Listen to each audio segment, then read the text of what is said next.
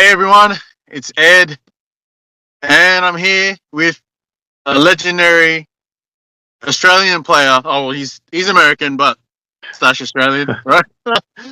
But we've claimed him, uh, an NBL Hall of Famer, Steve Carfino. Thank you for joining us for the interview today. Oh, my pleasure, Ed. I see you got your King's hat on. Of course, I dressed for the occasion. Good. Yes, because you're a Sydney Kings legend, of course. That's without a doubt. So I had to prepare. I was gonna wear my Celtics jersey as well. Oh yeah. I thought But, now that Caitlin Clark is so popular, with from the WNBA and her collegiate career at the University of Iowa. If you don't know, I went to school there myself, so I thought you might have had your Hawkeye hat on or something like that too. So yeah, laid well, back. I gotta get me one of those for sure, for sure. Yeah, look, I met you about a month ago at the Inner West Bulls NBL One game. So everyone, the NBL One is sort of like the Australian G League. And you got the NBA, then the G League. Our most professional league is the NBL, and then you got the NBL One. And I was watching the game, and because I had an interview with Ing, the coach of the Bulls, Ing Lau. Great interview, great guy. He invited me to the game, so I came there, did some research, and found out about Alex Higgins' teacher. And I'm like, this guy is great. And then I'm hearing this voice. I'm like, oh, they managed to get an American dude for the to call the game. I was like, cool. And then I'm getting a hot dog, and someone said Steve Carfino. I was like, what? Okay. I don't know. I didn't know why they were saying your name. I was like, okay, that's random. It didn't click in my mind, and then I sat down, and then I looked over, and yeah, you were. And I was like, wow, this is awesome. Yeah. Yeah. I was asked, one of my good friends is Danny Kordahi, and he's Ing Lau's assistant coach, and so he's been very instrumental in the development of Inner West Bulls as an association. He was there from the very beginning. Obviously, a lot of people who will have to be given credit for getting that association up and running and where it is today with all the representative teams they have. But I've played golf with Danny. I went to Danny's 18th birthday, no, 21st birthday. And so I've known him for a long time. So he asked me, could you do some courtside announcing, for the NBL One men's and women's? And so I was like, yeah, sure. I've kind of taken a hiatus from top level basketball, as a commentator for a long time. And kind of a funny thing that happened to me when I was being a commentator. Back then they had like landlines, and so I was signing in for a hire car, and the lady said, "Oh, what's your home number?" And I didn't know it, because I'd moved a couple times, and then she said, "Oh yes, I need your frequent flyer number." I just rattled that off the top of my head, and so she was like, "You don't know your home number, but you know your frequent flyer number." I was like, "Yeah, probably." I don't know how many thousands of flights that I've taken, as a player and then as a commentator over the years. But another person asked me, because I was a platinum member with Qantas, and so someone said, "Oh, what do you get with a platinum membership for Qantas?" I said, "Oh, usually a divorce. That's what I got, because I was never home." That's not what he meant, but I had to break it down for him. He was like, "Yeah, fair enough." Yeah, and so that's how you started with this. But in case you don't know, viewers, Steve was a game commentator for the Kings games mainly, right? Yeah, that's how I started. I got a job I auditioned for a job at Channel 10. I injured my back, and so communications, radio, and television, what I studied when I was at the University of Iowa. And I worked at a small NBC affiliate in Waterloo, Iowa. Well, it was KWWL, Waterloo, Cedar Rapids. So that's, I worked as an intern there in between school years. And so when I worked when I went to Hobart, I worked at the Tasmanian Film Corporation just as like a grip, like just to stay involved in television production. So when I was injured, I was always kind of like the one that people would interview because I would just elaborate on points, and I was a good person to interview. And I was a good player too, but I'm not going to say that just if you can talk, they'll interview anybody after a sporting match. But I was always really comfortable in front of the camera, And back then, not everybody felt comfortable in front of the camera. It's not like now, like everybody's got a phone and recording and sending messages and FaceTime. So everyone's super comfortable in front of the camera now. But back then, it was kind of rare, and so I just auditioned for the job at Channel 10. I got it with Billy Woods, and I was just calling the home games for the Kings as the expert commentator. And then my big break came when NBA Jam Session came to town. And so they sent me to do live crosses with some of the guys that were over. It was Tracy Porter and Scotty Brooks. And wasn't the initial one, but BJ Armstrong ended up coming the next year. And BJ went to University of Iowa, and he was the guard that replaced me. And I took him around on his recruiting visit. So a couple of the guys in the jam session, the first one that came to Australia, I knew them. And so when I went to interview them, I was quite familiar with them, and they were quite receptive to my questions. And so it went really well. And then they were like, well, we need to get this guy because we're trying to promote basketball and live basketball with Channel 10. They're like, we need to get this guy a show. So that was when Hoops TV came on.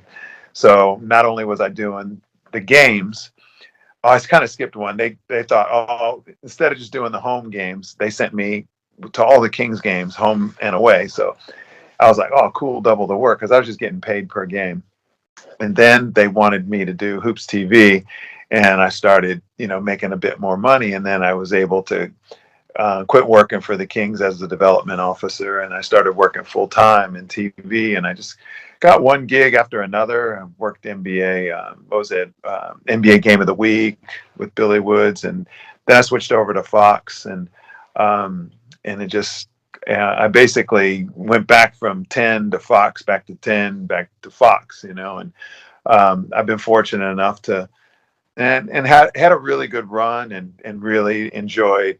I think that if you're a ball player going into the media in your respected sport is just like a dream come true as far as transitioning into a life after your sporting career is over.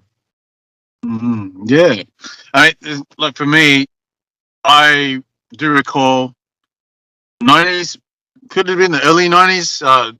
You were hosting for NBA Action. I remember I used to watch Video Hits every Saturday. After that, NBA Action was on. That's how I got my NBA knowledge. Because for as far as I remember, we never had live games in Australia. You know.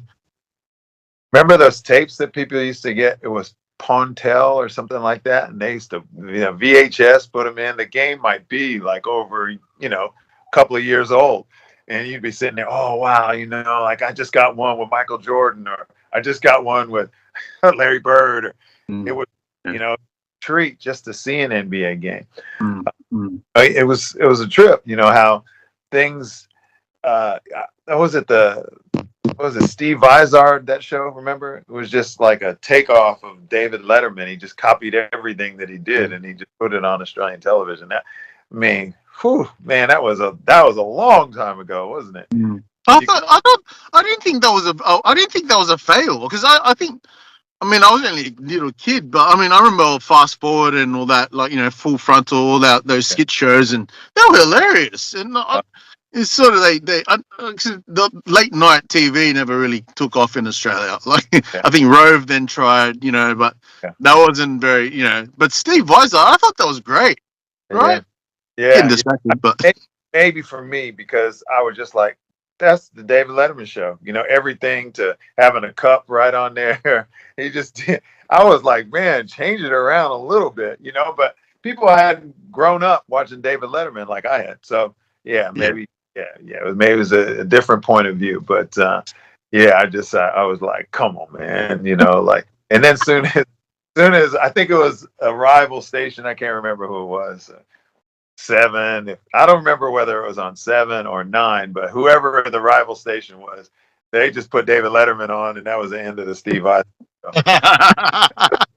Well, that's the thing, because we never, obviously, we didn't see, Carson, Letterman, Leonard, Right. all that. None of that until we had cable, because our Yeah. first cable was Optus Vision, right? So Oh, that, which was what, maybe early 2000s, maybe late 90s. oh yeah. So And we yeah. weren't what we weren't getting live games. So that's the thing. Like you said with the VHS, like I used to get NBA superstars from Video Easy and all the Jordans to come fly with me, Oh, Michael Jordan's playground, all that stuff, and more than I watched the NBL at the time. Like at the NBL, all I knew was you, Gaze, Shane Heal.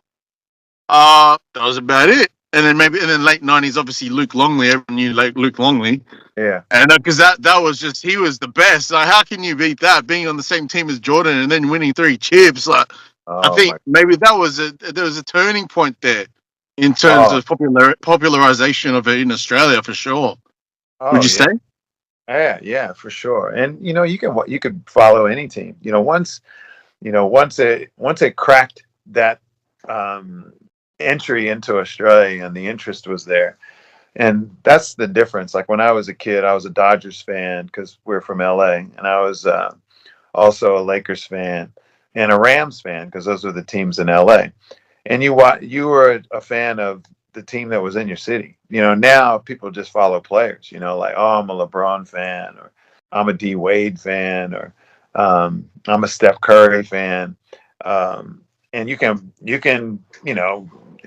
league pass. You can watch any team you want, and you can be a fan of anybody or any team. You can just like colors wears. And it's a completely different type of fan. Like I remember the Dodgers had the same infield for, I don't know how, Steve Garvey on first, Davey Lopes on second, Bill Russell on shortstop, and Ron Say on third base. That's how I grew up watching baseball. And I was a Dodgers fan. And my dad, we had the station wagon, and we'd get all the kids from our little league teams would pile in. My dad would take us to the game. We sit out in left field and eat hot dogs and eat popcorn, Cracker Jacks, and drink all the Coke we wanted. Like before people were like, "Oh, you can't give them all that sugar and all that type of stuff." But I had a great childhood. And parents that drove me to everything. My dad coached my teams, and they went to every game. When I played for a team that had the best players in the area, we drive all over Southern California. My mom and I would even, because I'm the youngest, so by the time that my brother and sister went to college, it was my mom would drive me we'd go watch the best players in Southern California, basketball wise. And the college recruiters were like, "Man, you guys are the biggest gym rats we know. We see everywhere we go." We were watching the best players too. Yeah. So I had a great childhood of growing up with sport. Yeah, total different upbringing. Like, I mean, obviously, you were you grew up in LA, so the greats of the greats like were in basketball or even baseball or whatever. You grew up and you had such easy access to it from such a young age.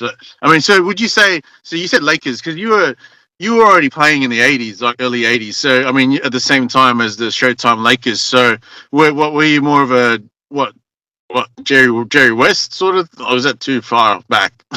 Uh, Oh, Will, that's too far back, isn't it? it was, I mean, those guys, when I first started watching basketball on television, it was Wilt Chamberlain. Elgin Baylor's a little too old for me. I Mm. never really saw him play, but it was Wilt Chamberlain late in his career, Jerry West late in his career. We had the sideburns and stuff, so it was in the 70s. So Gail Goodrich, Happy Harrison, they had a good team, but I'm a Lakers fan because of Magic Johnson. Magic Johnson was my favorite player. He's still my all-time favorite player because you glorify what you grew up with. And it was Showtime. Everybody got so excited. They were winning. The great rivalry with the Celtics. He's the type of player that makes players around him better. As soon as he stepped off the court, Byron Scott was just Byron Scott. Jamal Wilkes was just Jamal Wilkes, and um, uh, James Worthy was just, he's running the floor, but he wasn't catching those passes from Magic. So and he had fun while he did it, and he just got everybody involved, and he was a winner. He was a fierce competitor. He was everything that I admired in a player. I didn't play like him or anything. He's a 6'9" guard, constant threat of a triple double where, I wasn't like, I was more of a scoring point guard, but I sure admired, what he brought to the game. And that just got me to another level of following basketball. Mm-hmm. It was him and Bird, obviously, that owned the 80s. I mean, like they won most of the chips, right? I mean, and then what, the 76ers won, I think, with Julius Erving. It was with Moses Malone. They won one chip. Yeah, it was in the early 80s, and then that's when Boston started to take down, and the Lakers lost one to Houston Rockets. I remember was a surprise shock loss for them because it was always the Lakers and the Celtics, and then later on, was it 80, kind of 89, 90, it was Detroit Pistons. Yeah. Then Jordan came onto the scene, and there were some great teams. There's some great franchises that had players that played for those teams for numerous years. It was kind of the end of that era before the free agency and the money started getting so crazy. Just rare for a guy to stay in one program. Yeah. So you were, as you told me, as I already knew, like, so University of Iowa, you were playing for them, say in the early 80s, right? Was it 80, 81? I think you were. Yeah. What was it? 80. My freshman year was the 80-81 season. And the year before that, the 79-80 team had a guy named Ronnie Lester, who Magic said was the best point guard in the Big Ten. He injured his knee. He re-injured his knee in the Final Four against Louisville. They were up like 8-0, and then he did his knee, and then the team with Daryl Griffith. Remember Dr. Duncanstein? He was just a super athlete. He played for Louisville, and they ended up beating UCLA in the final. They had Michael Holton and Rod Foster were their guards, and Kiki Vandeweghe was on that team. And he was like just kind of an unheralded player, but he was just like a kind of like a long, unassuming Larry Bird looking type player. Him and Alex English were great scorers for the Denver Nuggets. And so, yeah, University of Iowa had just gone to the Final Four, and they had been the previous time they had been to the Final Four was 1956, and they lost to USF with Bill Russell, University of San Francisco. So it had been a long time, between Final Four appearances, and then they went. My senior year in high school, they went there, and then they recruited me, and I went there and played. I didn't start as a freshman. I started as a sophomore when Bobby Hansen injured his foot, and I got put in there. And then once he came back, we had won 8 games in a row in the Big Ten, and we were ranked preseason 9th out of 10 teams, and then we ran off like 8 straight. So our leading scorer was Bobby Hansen. He came back, and they were like, "Nah, we're going to keep Steve in the starting lineup. We're rolling." He was still our leading scorer, but he would check in for one of the seniors with about 2 minutes into the game, and he would play pretty much the whole game. And he was just like, he was cool. He was like, "Hey, it doesn't matter who starts the game, so who finishes it." And he was a great guy to play alongside of. He played with Jordan on that team when when he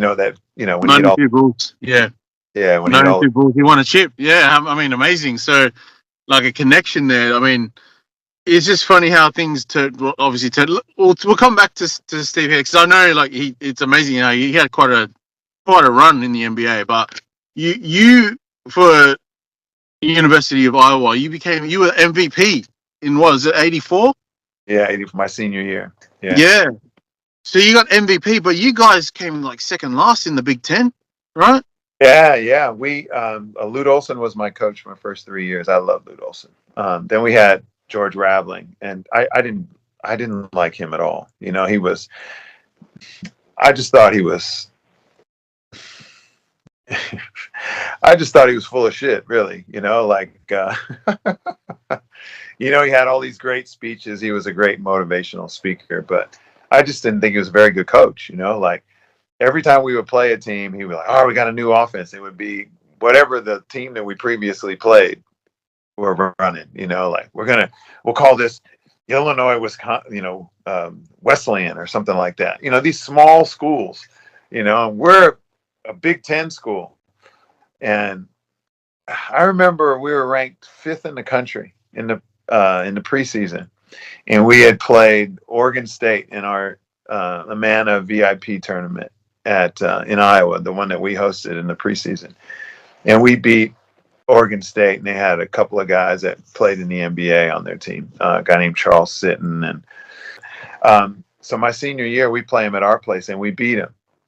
But you know when you're winning and you don't feel like you're playing that well, you know, say like you're playing a game and you're really super hot, but you're not really getting anything out of the structure of your offense. So you feel like your water's going to break any minute. You know, it just felt like we didn't defend well. Teams just didn't shoot it well. Like they're getting good shots, but they're not making them. You know, like, or a guy would, go to drive. He's got his beat and he bounces it off of his foot. It was just like, it was lots of things like that. We were winning, but we weren't playing well. We're ranked. We got all the way to fifth in the nation. And then the Big Ten started, and like if you're not playing well, you could lose every game in the Big Ten. Oh, we got Ohio State. Oh, we got to go to Purdue. Oh, we got Indiana coming to our place. Like every game is tough. So I was used to winning, and man, it just didn't feel like we were going to be successful. And eventually, it did. It just fell apart, and everybody was blaming everyone. And this was my senior year. This is the year I was hoping us to do really well and get drafted high. I ended up going like in the last pick of the 6th round, like 157 or 30. It was such a big number. I don't even remember what the number was, but I know it was the last pick of the 6th round. And so it was disappointing, because I had a fantastic career up to that point, up to my senior year. And it just goes to show you that you just can't take things like that for granted. You got to rejoice in the successes that you've had and not dwell on the failures, because that year showed how difficult it was. I just thought, oh, I'm a winner, like, oh yeah, I'm at a winning program, got good teammates around me. But we had never really faced any real adversity, like losing 6-7 games in a row. That had never happened. So man, people turned on each other quick when things weren't going well. So that was probably the most valuable experience I had. It wasn't fun, but you really get to see what people are like when the chips are down.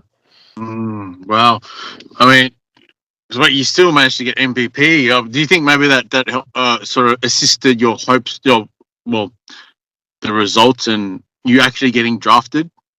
Because it's like what you said, the team didn't do as well as you guys started out with. It sort of fell apart. Yeah. Maybe that was considered in why you were drafted so low or so high of a pick. The guys that went in front of me, they're good players, but realistically, they only have 2 rounds in the NBA draft for a reason, because realistically, after the first 2, people rarely make it if they're any lower than that. They don't get many duds in the NBA draft. So I really didn't feel. I felt like I got an opportunity. I got a fair shake when I went to rookie camp in Boston. But I had been a role player for so long, it was just hard to switch on to being a scorer, being prolific, making a big difference. I had kind of had 4 years of blending in, getting the ball to the right people, making sure my assist to turnovers was 4-1 or 5-1 at the very least. And I lost a lot of my game, and my confidence in just taking over a game. Or we need a bucket here, create something. It was like I had left it to someone else for so long. It was difficult for me and I felt like guys that went to smaller schools were just doing what they did in college. And what I did in college was pass to everybody else. And it's not an excuse. I just think it was, I wasn't mentally prepared to go into the NBA, like they just looked so much better than me, where other guys seemed a lot more fearless. And it wasn't like I didn't play against pros in summer leagues when I was home. It was just the role that I had played. It was, it's kind of like when a coach, doesn't trust you with the ball and you make one turnover, he yanks you out, like that's how I felt. Like I had been playing for a long time with a lot of restrictions. And then when I went to the NBA, it was time for me to show my individual flair and my individual confidence. And what set me apart from other young players, I didn't do that. So I didn't deserve to make it. And I don't think going any higher would have really gave me the opportunity. And when I came to Australia, I had gone and played in some summer leagues and started playing like, man, I can get a quick release off. I'm still super quick. I'm a good defender. That was one thing I learned in school, was to become a better defender, a smart player, high IQ. And then when I came to Australia, they're like, man, we need you to get 30 for us to have a chance at winning. And I adapted pretty quickly because I didn't want to get sent home, for one. A lot of guys had gone overseas and got sent home. Mm. And, working at Kmart or wherever in the warehouse, playing ball in the summer league, but like, oh yeah, man, I went over here and had a bad experience. Dude didn't pay me, whatever it may be. And I didn't want to be another, down on his luck story guy that went overseas and didn't make it. So playing for Hobart, I averaged 32.7 at 50%, maybe 49%, and I played better than I could have ever imagined, just by, that's how I can play with my back to the wall. And so, it was a great experience. I really enjoyed it. Yeah, I mean, look, let's take a step back, because after you got drafted by the Celtics and then they basically cut you, right? Yeah. You retired from basketball, right? You retired. Yeah, Did that's you? right. And you opened a sports store? Like, what happened there? What? How did that eventuate? Oh, the basketball is your life, then suddenly you're in retail? Yeah, exactly. I think because I had an older brother that, my brother's 4 years older than I am. He played at USC. He was drafted by Golden State, I think in the 5th round. And at a high school, he was drafted by the Baltimore Orioles. He's the best shortstop in the state of California. He's just a great athlete, 200 bowler, single figure handicap golfer. I don't think he had ever been to a driving range. Just like, oh, this is how you hold it, bang, right down the middle of the fairway. And so just a freak, good athlete. So when he didn't make it, and then he went to the Philippines and played in Mexico, and back then the CBA was like, they didn't really pick up guys from the CBA and then go straight to the NBA. Like the G League is, like there's so many players and so many opportunities for these guys. And overseas players, they didn't pick guards, they picked big men, that, Kevin McGee, who played at Maccabi Tel Aviv, like guys that just missed out in the NBA or made the NBA for a couple of years and then went back. And, if you had NBA experience, I think there's a guy named Clyde Bradshaw that played with Mark Aguirre at DePaul, and he got a run over there for a couple of years. But it was just kind of unheard of for guards to, sign big contracts in Europe. And then the CBA was like a graveyard for college players who weren't ready to get a job yet. That's how I viewed it. And so, when I was offered Steve Carfino's Action Sports was what it was called. And because I was popular in the state of Iowa, he thought it was a great opportunity to kind of use my name and start a sporting goods store. He wanted to start a chain of them, but he's a pretty dishonest guy who, really took advantage of, a young, naive, I was pretty wet behind the ears and didn't know anything about business.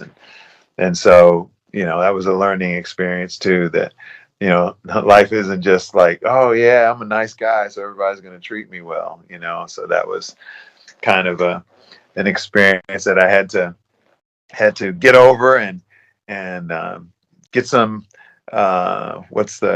suffer through some adversity and come out on the other side type of thing.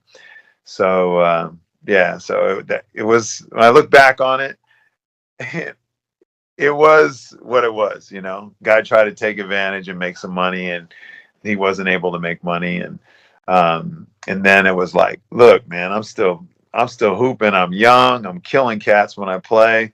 I'm looking to play overseas. And then I got a call from Australia, and then away I went, so I've had I mean, not that I don't plan on being around for a lot longer, but I've had a fantastic run and a fantastic life here in Australia. Yeah. And that's just how you answered that call.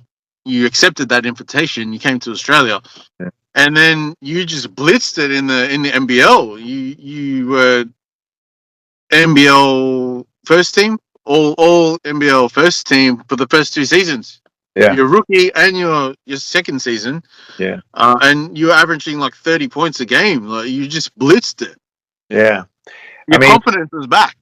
Yeah. Yeah. I mean, and when I didn't make first team, I think that people are a lot more knowledgeable of the game. People are getting a lot more knowledge of the game. Back then when I first came, it was like the 2 imports would just go at it with the scores. And if you had one other good player on your team, like an Andrew Gaze or a Michael Johnson that played at Newcastle, who was an amazing shooter, Larry Sangstock, or I think Leroy Loggins had naturalized by then, James Crawford. If you had one extra guy like that to go with your imports, you had a good team.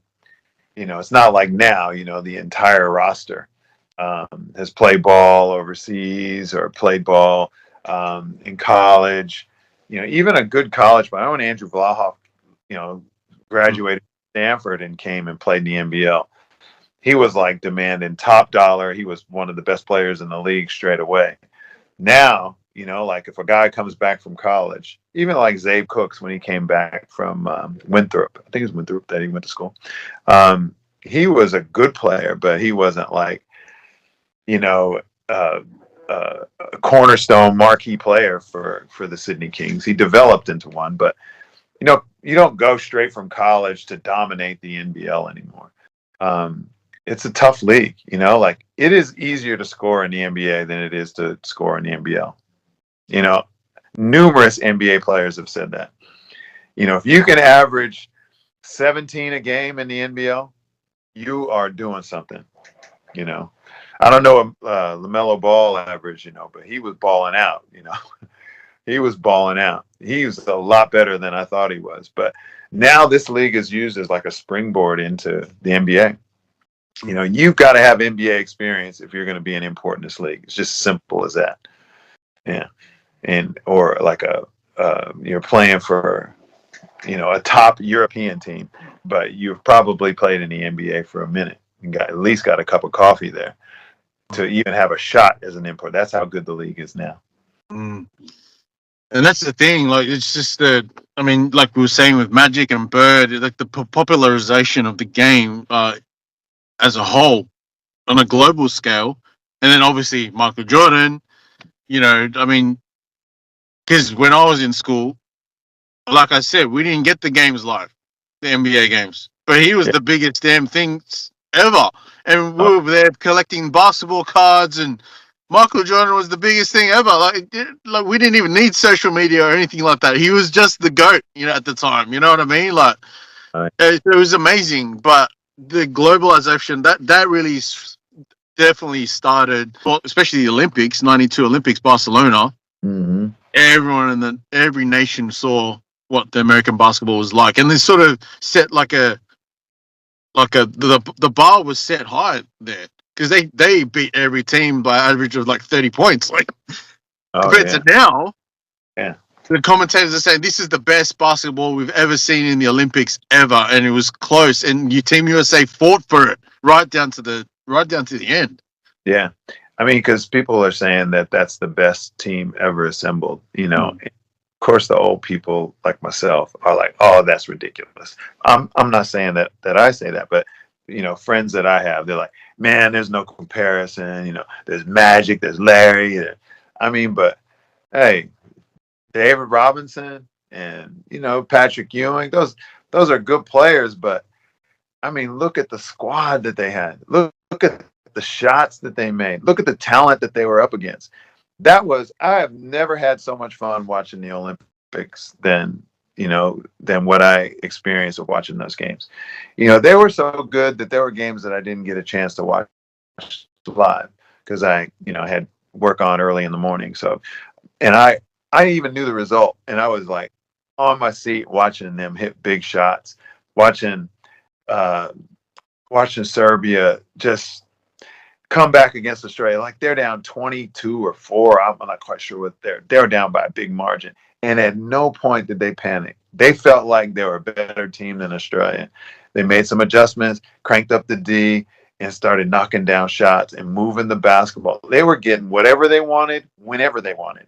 And Australia, like if you're just hitting tough shots, that's going to dry up, especially against a team or a country that has had a reputation as being the best defensive team in the world for numerous Olympics.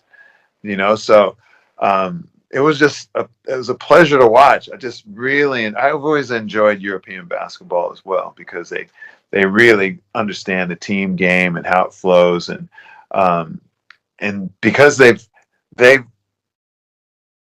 got their own identity, like they learned the game a certain way and they learned it probably the right way. It wasn't like I'm going to adapt to the talent. They're like, okay, we don't have the talent to do this, so therefore we need to run this type of structure and this play action and this counter off of that. They have the best counters, don't they? And it always ends up in a wide open look. Like, how did he know he was there? It's just so beautiful to watch. And because every game is tight, like I always say, like I'll play kids that, like 15, 16, they'll play against me and they'll win one game out of 3, right? And I'll win. And they're like, "Oh, how did you feel when I beat you?" I'm like, "I want like, look, I'm coaching you to get better. I want you to get better." I said, "And it's no fun when I win all the time. Like you forced me to make some adjustments and I had to buckle down and I had to hit some tough shots to win." I said, "That's the environment that I like to be in. I wouldn't want to be in an environment when I'm winning all the time." And, watching the Olympics, that's how I enjoy watching basketball. I like I was bored to death in the Celtic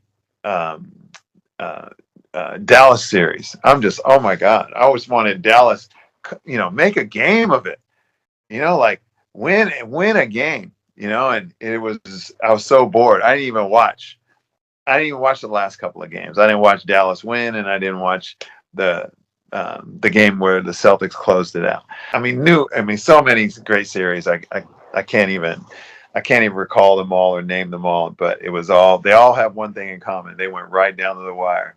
Like every game was like last possession between, the Bulls and Utah, game 6, Jordan had been kind of going away and turns around, strips Karl Malone, game winner. Yeah. I was there, not there, but I was watching it live, Yeah, that's what the game was. That's what we want to see. We want to see, for example, the Boomers against Serbia at the Olympics just now. Like, look, Australia had an amazing start. Paddy Mills was on fire, and they were passing the ball, but he was just happened to be shooting great. But then they started double teaming him, and then what I do appreciate with the Aussies now, it's not just pass to Paddy and let him score. ISO Paddy run around with his his speed, his fast. Giddy is great. He's got that vision. I don't believe we've really had for the Boomers a point guard with the vision that he has at 21. But just too many turnovers. I think he's got to really tone down on that. But he's not afraid to penetrate. We need more than just a Paddy. Like we need more to do that. And then Dante was sort of doing that. Not as great as Giddy, obviously, but I see there's a lot of promise in Australian basketball. Um, but as I said with Serbia, Jokic right at the death in overtime. Paddy kept them in there, but Yeah. he there was 4 or 5 plays right at the death, and he just defensively and offensively he killed him. Like, he was the best player in the world. What can you do about that? But it was great to see Australia sort of take it to him as well. Oh yeah. I mean, it took them to an overtime. Like we went right down to the wire. Play Australia played against. Going into that game, one of my friends who I respect very much, um, with his knowledge of basketball, he called me up. It's like, what's your prediction? I said, oh, Serbia will get them by 10. Yeah, I said they're just too tough defensively, and they got the best player in the world, so they're going to get a good shot every single time down the court. So I can't see. Australia has been playing very well, but I can't see them beating Serbia. So when they came out and got that big lead, I thought, man, I mean, I don't care who you are.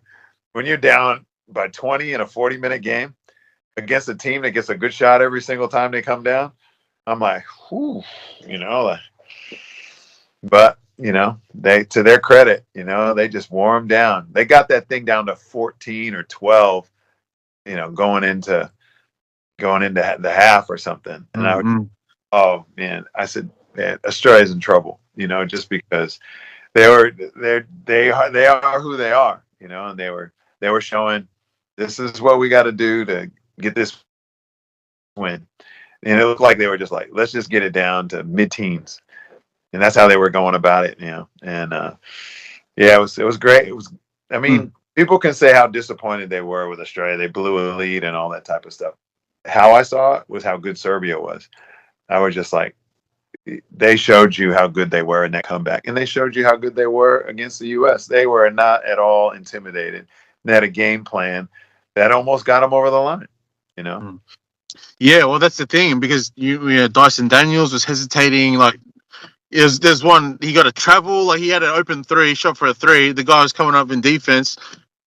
He hesitated. He tried to do some fancy move. I don't know and then he traveled. And then there's a bunch of turnovers that we got consecutively, and then fouls, and then Lansdale got fouled out, and then it just fell apart at the seams. But as you said, Serbia, they clawed their way back. They came back, and they were so professional. They didn't miss a beat. And I really like. It was a great game, and seeing Jokic at the end, it just sealed it for me. This guy, 3 of the last 4 MVPs. I mean, he's one of the best, if not the best player in the world right now. Exactly. So I went more in line with align myself more with give Serbia some credit for those turnovers. Like, this is a very good defensive team. Like, so you can say that Australia choked, or like they blew the game, and that is true to a certain extent. But at some point, you got to go, hey, hats off to those guys. They did what they had to do to come back. They executed. They hit the tough shots down the stretch. They outplayed Australia to get. I mean, can you imagine? I can't even imagine that team, USA, the way they were playing, the momentum they took into that semifinal game. I can't imagine Australia playing with them for very long without getting blown out. I think that the best teams were in the finals, in the final 4 teams, and we got to see some great basketball. Like, no disrespect to Australia, No. But yeah, Serbia was a better team. But it just shows, like, not just Australia, but the talent. I mean, South Sudan. I mean, like, they look out of nowhere pretty much. They've 4 NBL guys are in there too. I mean, they got I mean, that exhibition game against Team USA. I mean, before the Olympics, but I mean, I know they lost by almost 30 points against them in the actual Olympics. But look, they won a couple of games. Like, it's just showing the talent level globally is reached to this point. Like the NBA, the last 6 MVPs are all international players. It's amazing. Yeah, it is. And that's what makes basketball great. because it is truly an international game now. It's not like America and the rest of them. It's every, and it all, to me, it all started. I'm not going to go back to, when they lost in the Olympics in '72 in Munich, on that bullshit call that they had with throwing the ball, gave it. Who was the player that they got it overturned or something with the final decision? Yeah, it was Doug Collins. Oh, sorry, it was Doug Collins. It was Doug Collins. Yes. Yeah. Yeah, that was that. They should have won that. Really. Yeah, but to me, and Russia had some good teams, and they had, with Sabonis and Marshallonis and those guys. They're those, no disrespect to them, but it was when I saw the tide turn with international teams and international players was when Manu Ginobili was playing for Argentina, and they were killing the U.S. That was when they had Allen Iverson and Steph Marbury and the young D Wade and LeBron. I think that was in Indianapolis, the World Championships. And okay, yeah. That was the end of just throw an American team out there, and because they were pros, it wasn't like they weren't NBA players. They just threw a team together like not even a week before the competition started.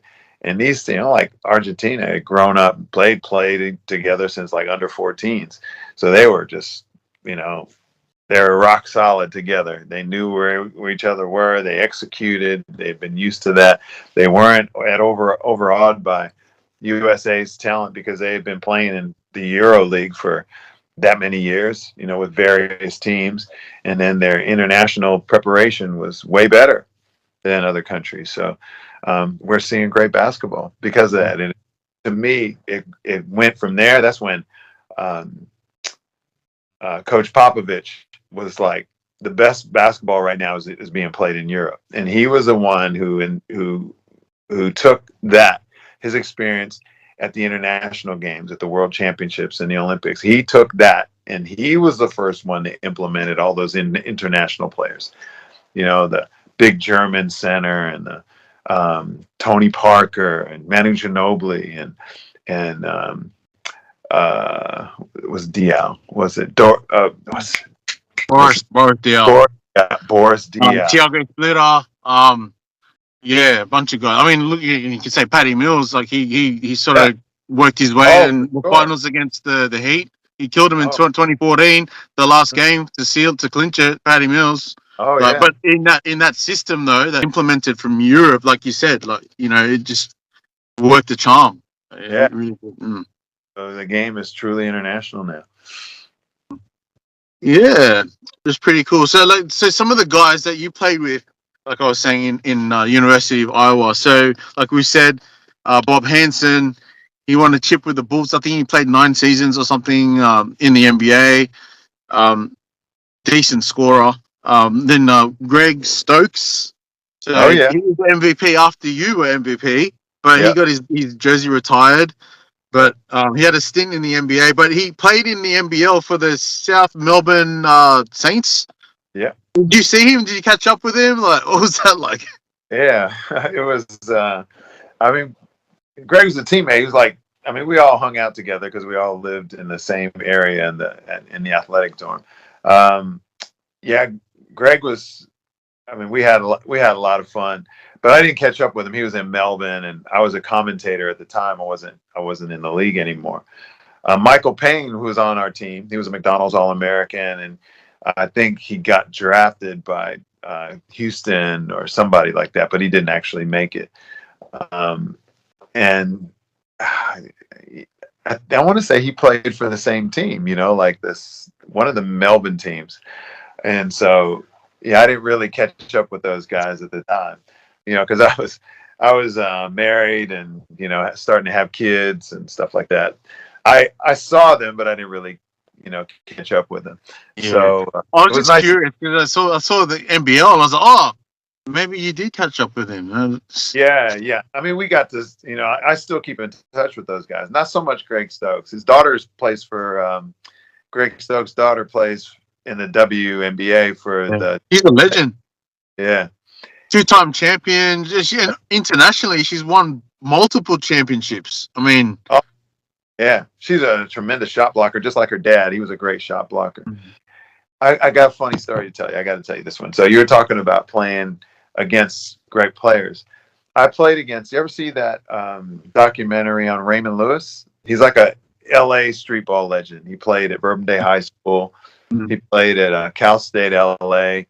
He was drafted in the second round. Doug Collins, this is like in 72 or 3. So Doug Collins was drafted. He's the number 1 pick with the 76ers. And Raymond Lewis was in the second round. And so Raymond Lewis signed this dodgy contract because he didn't trust agents. Um, it's a long story, and you can watch his story on YouTube if you look up Raymond Lewis, the story. And so he had like he said to the coach, "Yo, if I outplay him, can we redo my contract?" And he was like, "If you outplay the number 1 pick, yeah, we'll consider it." So he had 50 on him in the first half, and then he went over to the owner or whoever, the general manager, and he was like, "Well, I'm not coming back until you guys pay me $1 more than this, MFer, like."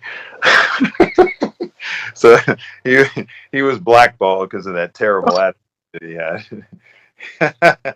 But now the reason that I'm bringing that up is because I played against him when he was like 32 and he's a little bit out of shape and stuff. And he had 7. I was guarding him, not the whole game, but for the majority of the game because everyone was scared to death of him. He had 71 points in a Compton College Summer League game. There's a Pro-Am league. So the next, I had never been scorched like that in my life, and I was 19. I'm in great shape. I'm trying to deny him. I'm trying to play him physical, trying to do all these things. And he's in the post. He's shooting hook shots. He's hitting floaters before people shot floaters. I think George Gervin was the only person I had ever seen shoot a floater before. So I'm just like, wow, I'm a long way from being in the NBA. If this, guy who's not even in shape gets 71 on me. Next week, he plays against Michael Cooper, who Larry Bird considered at the time was the best defender in the NBA. And Raymond Lewis got 60 on him. 60. The week before he played against me, he played against a guy named Lorenzo Romar, who's a friend of our family. Like, he played on my brother's Little League team when my dad was the coach. And he had 56 on him. And he was in the NBA at the time, playing for the Golden State Warriors before he went to the Bucks.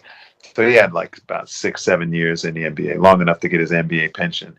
Then he went on to coach Washington. So this is Lorenzo Romar. He went on to coach at the University of Washington as their head coach. He coached Nate Robinson, Brandon Roy. He put like 10 guys in the NBA. He's great recruiter, never won a Pac-10 or whatever, the whatever number is now. It used to be the Pac-8 and the Pac-10 and the Pac-12. I don't know how many they got now. But, this guy was unbelievable. Unbelievable. As a matter of fact, in high school, I'm really going, like, I'm giving a history lesson here because I'm old. But That's good. I like it. Brian Gorgian was on a high school team that was undefeated. Crescenta Valley, they were like 28-0. And they played against Bourbon Day, who was like 28-0. And they met in the finals. And Brian Gorgian's like, all right, I'm going to shut this guy down. Like, we've got this great team. He's like, first two, three plays of the game, he said he did a couple of things I had never seen before. And Bourbon Day just crushed Crescenta Valley. Crescenta Valley was like an all-white team. And Bourbon Day was all black. And Raymond Lewis was just, if you watch him play, he was doing moves then that guys are doing now, like cross, step back, hit, step back, Luka Doncic, throw it through his legs. When you commit, you lunge at him, he goes past you. He was doing that in the 70s. He was unbelievable. Unbelievable. He had 60 points in college with no three-point line against the University of Santa Barbara. He was like 30 for 40 from the field. He had like 64 points or something like that. He was 30. He's a guard now. He was 30 for 40. I might not be 100% right on this. I know that he had over 60. And I want to say that he was 30 for 40 from the field.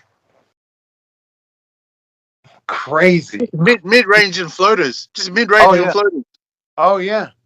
Oh yeah. He had like a hook. He had like a stand and like a jump hook. He had a running hook that he kiss off the glass. He had floaters like just over your hand. You know, guys would be, as it just over your hand because you're guarding, and then the big man would come try and block it from the weak side, and the ball would be up there, and he'd be like that. I mean, Amazing. it was so unbelievable that I just thought maybe I was just imagining how amazing it was, and then I saw that documentary. I was like, oh, that was real. That was real. I'm not, I'm not embellishing at all. I've been telling this story for decades, and then I saw the documentary. I was like, man, I was right on the money.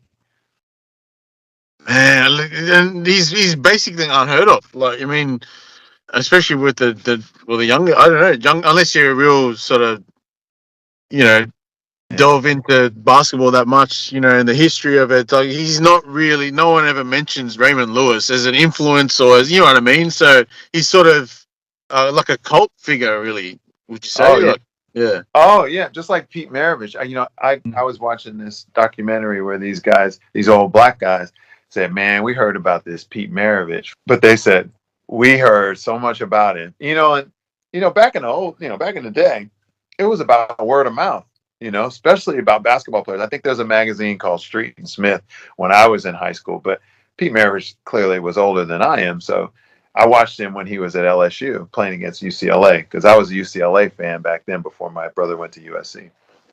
And these old cats had heard about Pete Maravich and they just hopped in the car. They drove down south. Some black cats drove down south, down there, and they're like, let's go watch Pete Maravich play. And they said they had never seen anything like that. Because Pete's like 6'5" or something. He was tall and he could just do anything with the ball. And and you hear about all these things. It's like like word of mouth. It's like a myth, and then you see it. Wow, it was better than I even imagined. Better than I could have ever even thought a player could be. That's how they were describing him, and that's maybe like because there's video. You like talk about Jordan and you watch Jordan highlights. You can sit there and just watch them all day. You hear about Tiger Woods and you can watch highlights. But you hear things about Ben Hogan. Like when he was putting and a whistle went off in the background. There was like a train going by and the whistle went off, and they were like, "Oh man, you really were focused in. You didn't even hesitate. As the whistle went off, you just kind of knocked the putt in." He was like, "What whistle?" Like you hear stories like that, but there's no footage of it, like. And now we have the luxury because we're living in an amazing time right now. There's a luxury of pretty much anything you hear of, there's video of it. There's a telecast of it.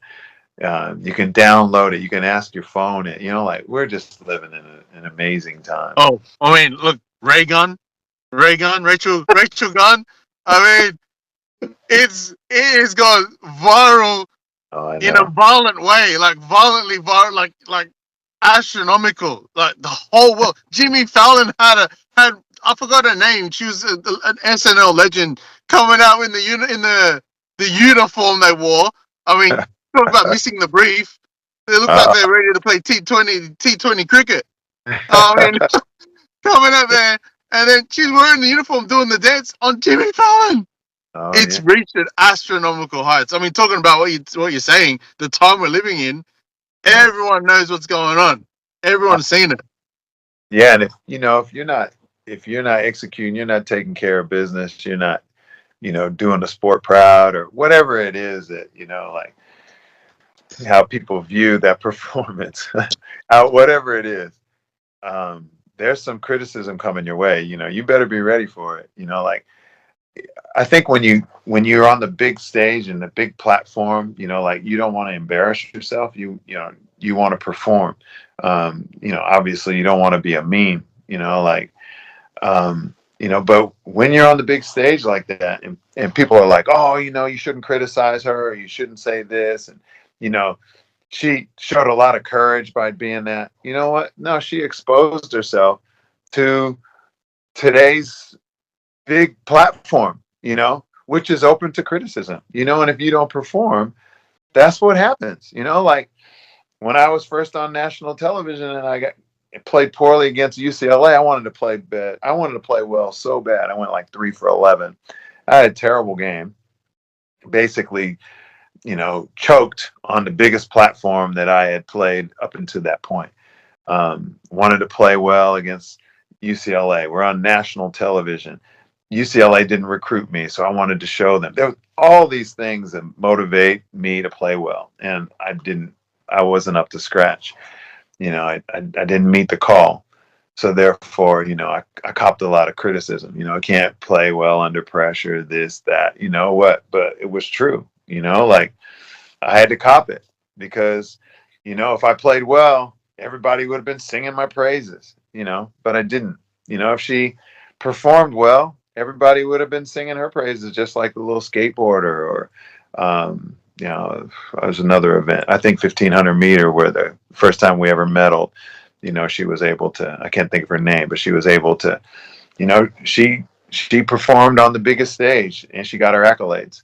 You have you don't get any points in a breakdancing competition.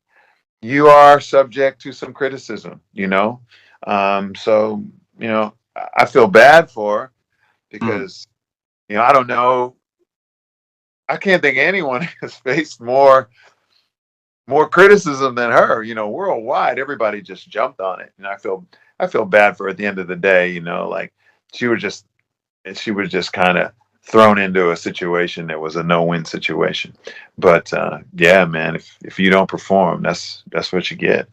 I mean, look, I do hope something positive comes out of it. Look, however it may be, you know, she's going through some stuff. I mean, the Olympic organization offered her mental health services, for example, from what I've read, like the research I've done, like just to help her if she's okay. But and like she didn't come back with the athletes. She went on a vacation with her husband. So I mean, could you imagine at the return of the athletes, like her being the centerpiece of all that? Like, there's just so much pressure that she has to deal with, and it's global. Like, Yeah. but what I was thinking about is that, like Jordan, for example, he did an interview a couple of years ago talking about he doesn't believe or doesn't really support this. Obviously, he's not on social media, but doesn't support this whole Twitter era that he's saying. Like, um, he doesn't think he would be able to survive that,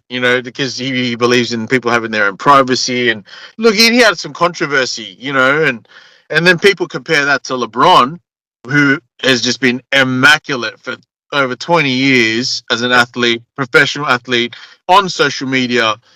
His reputation is just of the highest order, like in when you're talking about basketball, that is. But and it's just as a celebrity, a family man, and not afraid to show it. So he's got his own the school. He's funded for like over 2,000 students, tuition and all this amazing example Yeah.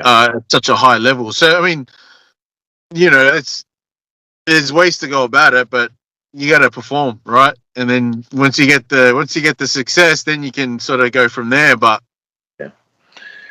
It's tough, like I can't even imagine the pressure that these athletes go through now with all the exposure that people have to information on you and where you go. And um, just it's just out there. I mean, Caitlin Clark was just catching a hammer in for, like for everything, and whether she gets fouled or whether she is getting picked on, or she's only considered this because she's white or whatever it may be, like she seems to rise above it all. She's kind of used to it, I guess, like you got to have thick skin.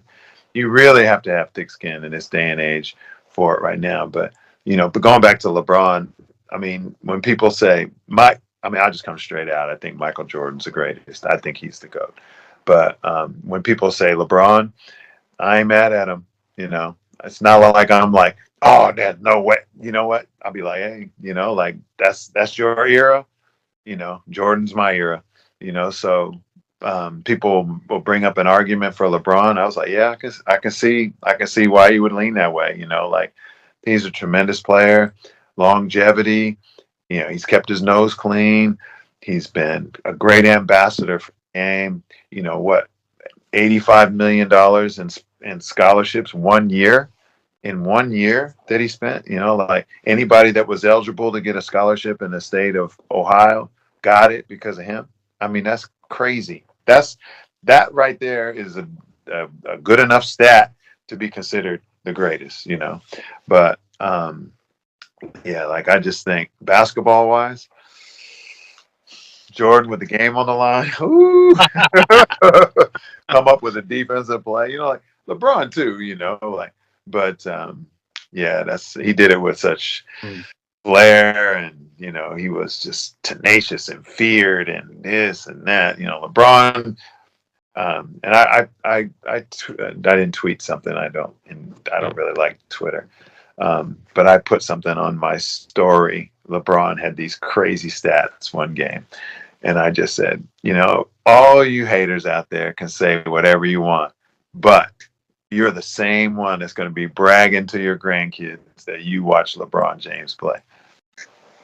Because he's a great one. Just like I'm like, Kareem Abdul-Jabbar, I watched him like hit sky hooks to win games with three people on him, in his prime. Magic Johnson, Larry Bird. We've had some great champions. Tiger Woods,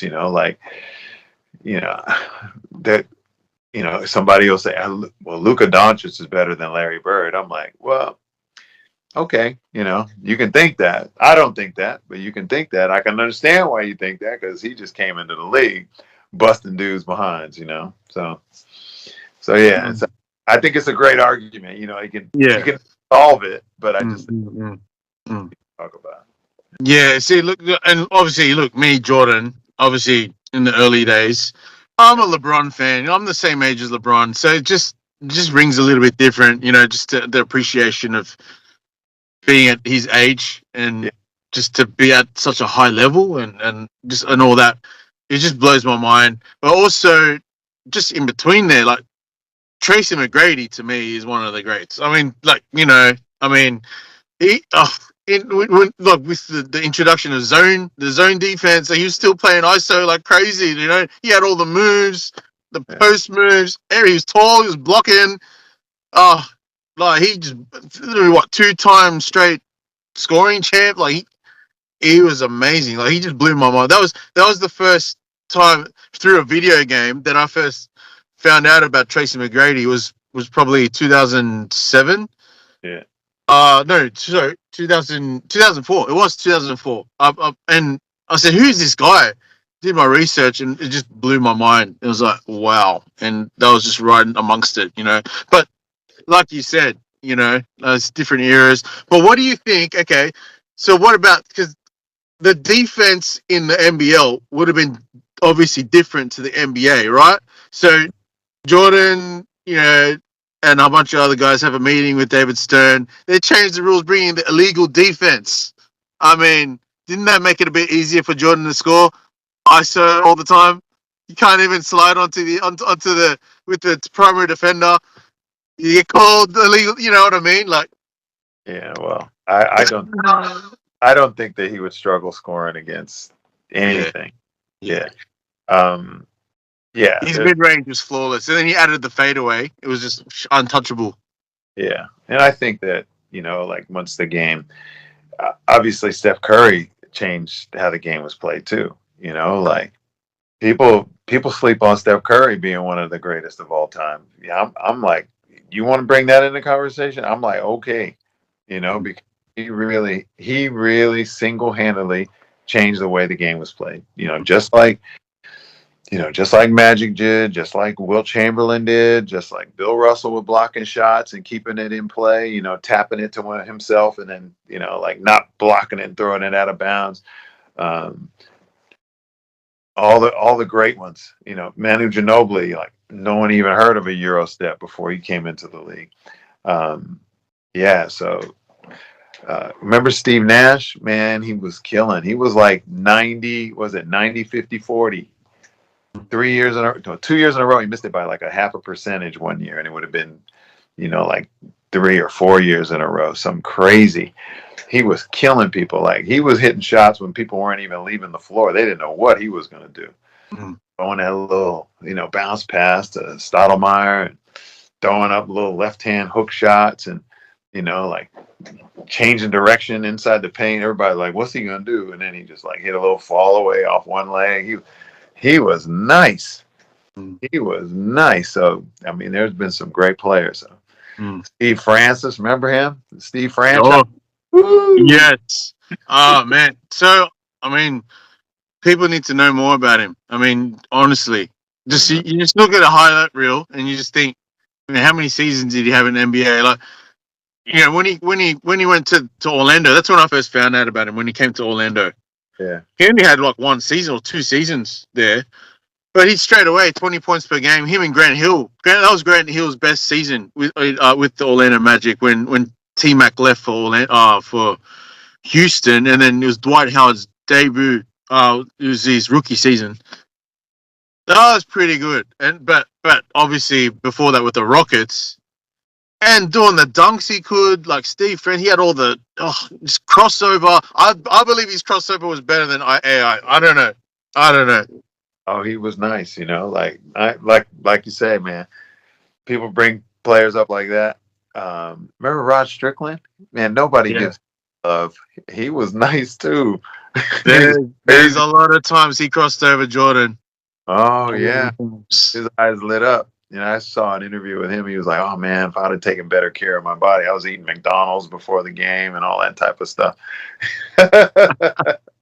Yeah, I mean, and like I think he's Kyrie Irving's godfather or something. I think he's and like a lot of comparisons. I mean, Kyrie is like next level, obviously, when it comes to handles and skill and shooting with your left and like just in whatever position. But Rod definitely opened up those pathways.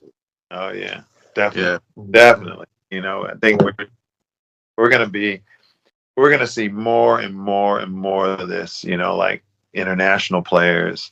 Not just being long or athletic or be able to shoot. They're gonna have the full package, just like.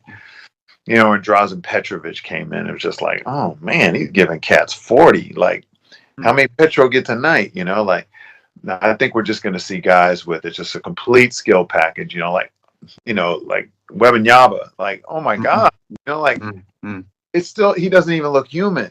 Like out there, like step back three. Like shooting it from 30 feet.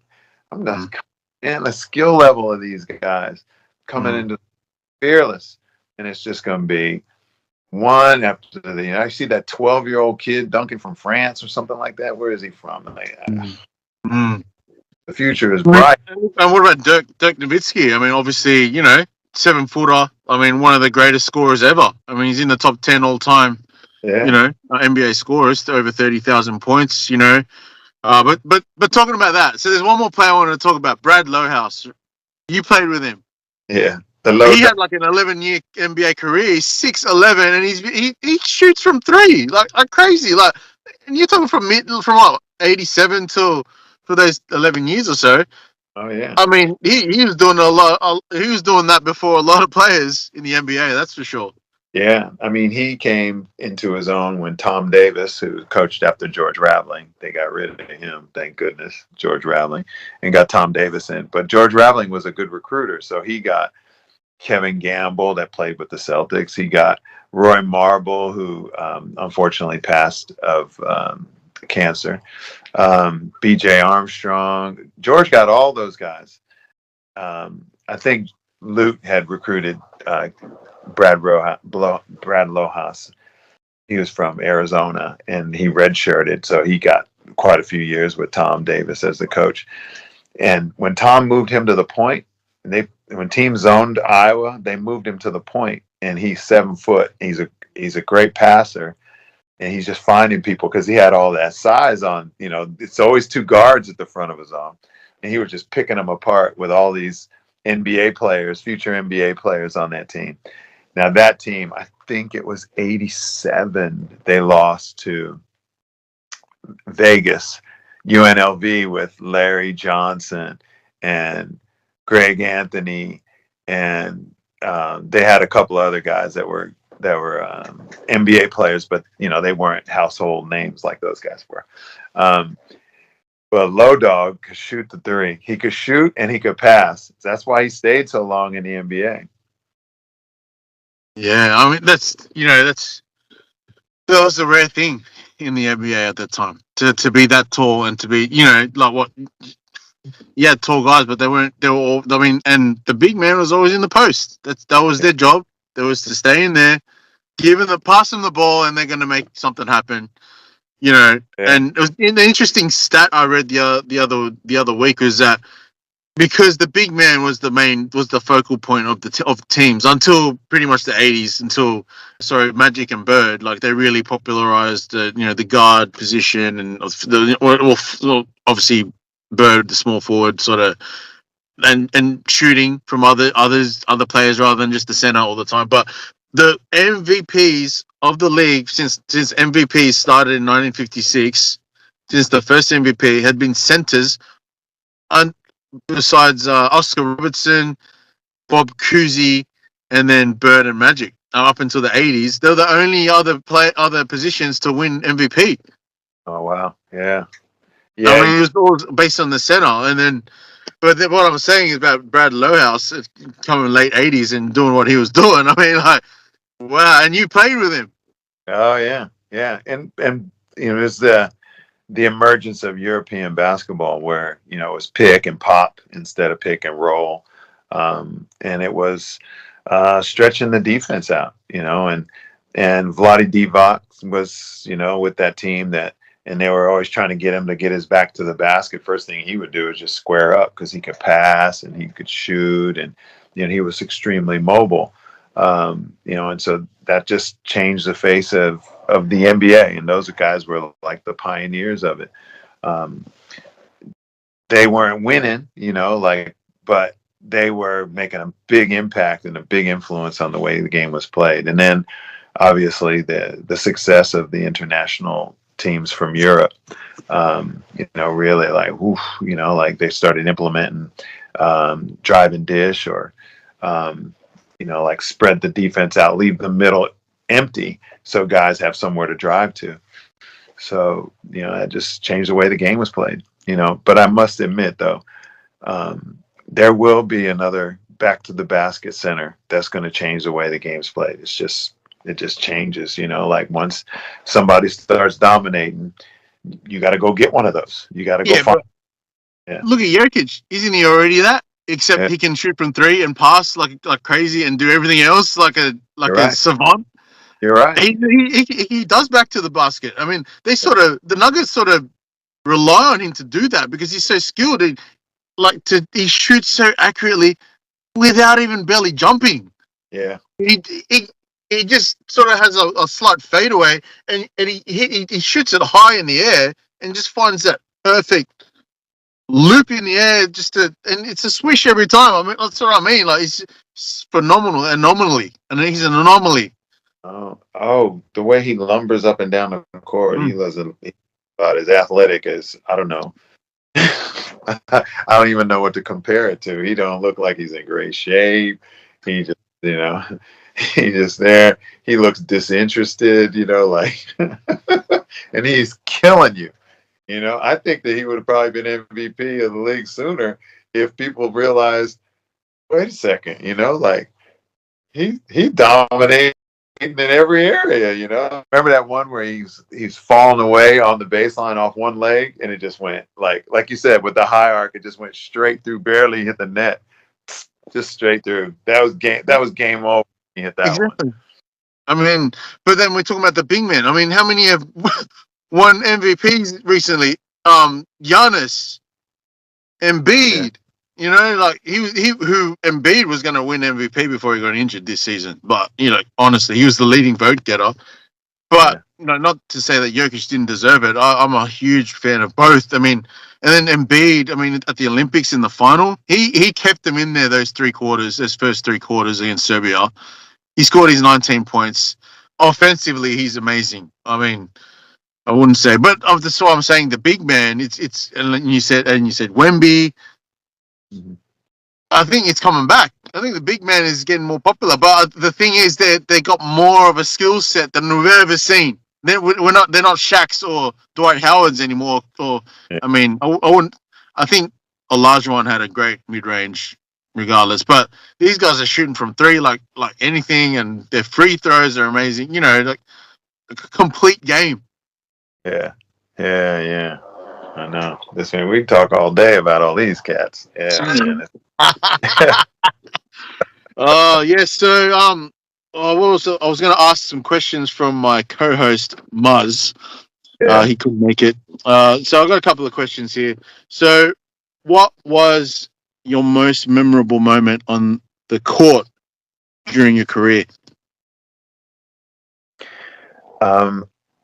Well, hitting the game winner against the Brisbane Bullets when I was at Hobart. You know, we were a perennial loser. We were like 2-24 the previous year. Not we, the club was. And then I came there and we were 9-17. And one of the games that we won was we beat Brisbane at home, the defending champions, and I hit the buzzer, hit a shot at the buzzer to win. Not like a true buzzer shot when you're losing and then you hit it and you win. We were tied, and I hit that one. It was a walk off, over defense. Any game winner, I don't care. If I hit a game winner as somebody just playing at AUSA, I consider that a highlight. But that was big. That was big for me on the court. But my biggest moment, my aha moment, I like to call it, when I was 15, I was playing up with these older guys, like Byron Scott was in the tournament. But on our team, we had Cliff Pruitt. It was like a 6'8" guard at UCLA. We had a guy named Jock Hill was going to he was committed to go to USC. We had Ray Whiting, James McDonald. We had all these guys that were like McDonald's All-Americans, and our front line was 6'4", 6'8", 6'4", 6'8", 6'9", 6'9", and 6'11". And we're in high school players, right? And I'm not saying that was their team. I was just practicing with them because I was 14, turning 15. And I always played up because my brother's 4 years older than me. So I always got into games that I didn't belong. But just competing against older guys, that's how you get better. And my brother was always taking me along for that reason. So I didn't realize it. I thought we were practicing, but it was like an admin day before to this tournament in Provo, Utah. So I was there, and I really shouldn't even have been there. But while they were signing all the paperwork, the guys started playing around with the ball. And Ozell Jones, who was like a 6'9" center, 6'11" center, twisted his ankle. He didn't have his shoes tied. He rolled his ankle, like going up for a dunk, and landed awkwardly. And so he rolled his ankle. So they were like, oh, he can't go, like it swelled up right away. So they were like, oh, Steve, do you want to go? I was just there. It wasn't like I made the team. Do you want to go? I was like, yeah. I was just like a fan, had braces, and just looking to go with all these great players and watch guys that I had seen in that Street and Smith magazine. Tony Red Bruin, who was going to Syracuse, and the McCoy brothers, and like Vern Fleming, and all these great players from all over the country were going to be at this tournament. So I go there, and team zones us, and none of these guys can shoot. They're all great athletes, but they're not great shooters. So we were losing like, oh man, it would have been like 12-2 or 12-4 or something like that. The coach looks down, they're packing it in. He goes, Steve, hey, Carfino. And I'm like, what? I'm at the end of the bench, like I have, like when you expect to play, you have maybe half of your warm up on, but you know you're going in, so I had my whole in, and they packed it in. I was running the baseline offense against a 2-3, or I'm sorry, I said anyway. I'm running the baseline. Hit it, guys sagged way back. I hit a jumper. Then go to the other side, same thing. They sag. I hit another jumper. Then like I catch the ball and they close out like too hard, and I was quick, so I shoot right past them, threw a lob to one of our guys. Pow! Gets a dunk. So at the end of the game, I ended up with 23 off the bench. I start the next game, play well. I play well the whole tournament. I make All-Star 5. I wasn't even supposed to be there, but it's like it all came together. Like I had practiced against older guys. I had worked out. I had been shooting for years. I had good games here and there, but I had never played that well over 5-6 games. We lost in the semifinal, but I got recruited by almost every college in the country after that. And I was just on no one's radar before that tournament. But it was like my aha moment. It just all came together. And that's kind of one of my favorite stories because, all the books that I've read, since then, Tom Brady, like you don't know when your moment's going to come, but you got to be ready for it. Now, I wasn't practicing for that reason. I just love to play. But it just came together. When I read those books, I understand that. I lived it, and it's like my favorite. It's like it is my favorite basketball story because it's like an awakening, and that feeling that you have when it all comes together. I don't know if a lot of people know what that feels like. In anything. Say maybe you're studying for a degree and then all of a sudden it makes sense. It's a certain feeling of like euphoria that I felt. And when people talk about it, it's kind of like, yeah, I know exactly what you mean. So yeah, it wasn't one particular play, but it was a whole week of me, having it all come together. So yeah, that's one of my favorites. Sometimes it's just about being at the right place at the right time, but being prepared for when that happens. It's like when John Daly won the U.S. Open. Was he like the 9th alternate, something like that? And he it all came together. Like he felt like there was no pressure on him, so he's going out there, he's hitting the ball like 100 meters further than the other guys. And it's short game. He always had a really good short game, and he said I putted extremely well that week, and he just blitzed the crew, but he had put in the work, like he was right there. It just hadn't all come together for him for whatever reason or another, and he got that one opportunity, and he, like those are the guys that are the most dangerous. The guys that have nothing to lose. Like I went into that game really with nothing to lose. Nobody expected me to play well. There was no pressure on me to perform because no one expected anything of me. So I went out there where maybe other guys were feeling like, ooh, all the college coaches were here. Oh man, if I have a good tournament, I'm going to be.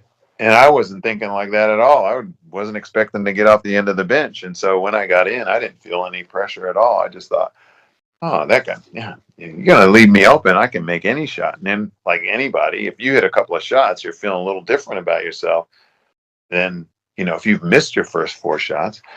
So it all, like you said, it's right place, right time. I seized the moment. And then I was never that young, insecure, unsure of himself player again after that. Even to this day, I figure even if I can't run with you, I know the angles of the court. I have enough basketball IQ. If I'm playing in a half court game, I don't care who's playing. I can still make shots, I can still go double down on somebody when they lose vision of me. I can still watch tendencies and know that they're going to take two dribbles and then spin back for a jump shot, and I'm already there, getting a piece of the ball. So yeah, from that moment on, I was never the same player. Wow, that's a great answer. But yeah, I mean, it's different. It's different for all of us. But I think it's just that mental focus as well. Like you were just explaining then, it's more than just okay. I'm going to hit a few shots. I mean, you had obviously a more complete game than just shooting, right? I mean, and you got to find ways to defend. You got to find ways to find the open man. You like put yourself in the right position. Yeah, To shoot even. You got to make it work, and you claw your way back. And yeah, make that mental game. The mental game and is also, strong with that. and how do you get that? Like if you're the star of every team that you play in, if everything goes your way, you don't develop all those little nuances in the game that make you successful. Like you have to find a way to stay on the court when you're not the most talented guy, or you're not the most experienced guy, or you're not the tallest guy, not the most athletic guy, not the most fearless guy. You have to find ways to stay onto the court. So you're always looking for a way. You're like trying to find, oh, he did that. I noticed that he did that. If I get in the game, I'm going to do that. So when I was sitting on the bench, I'm like, man, if I get in the game, I noticed that guy every time he goes to the right, he pulls up. Every time he goes to the left, he drives and he finishes strong with his left hand. All right, this guy, every time he goes left, he comes back to his right. This guy, every time he gets in there, he spins. I'm watching that. Okay, when he goes to the baseline, he does this. Every time he doesn't have the ball, he's looking to get an offensive rebound. I got to stay on him. I got to make sure I don't get too detached from him, because then he's got to run and start at me, and he's hard to keep off the boards. It's like all of those things, and you only learn that if you have not executed that, you get pulled out of the game. You only learn that by being humble and just going, I'm not good enough just to go out there and things are going to work out for me. I have to really concentrate when I go out there. I have to make sure I don't turn over the ball. I have to make sure that, look, our big man hasn't touched it for 7 straight possessions. I think I'm the only one that noticed that. Like when I get there, I'm going to look after him. So if he gets double teamed and if I'm going to hit this shot, and I'm going to work on this shot, because if he kicks it to me, I got to knock it down. Remember when Michael Jordan was saying, you better be ready. And Steve Kerr was like, yeah, I'm ready. I'm ready. And he hit the shot, but you only get good at those little 1%ers by being humble, by, being happy with getting the scraps, and then when you've trained to be the best player on the team, the best shooter, the guy that they depend on when you have the ball down the stretch. When you get that responsibility, all of that comes with you.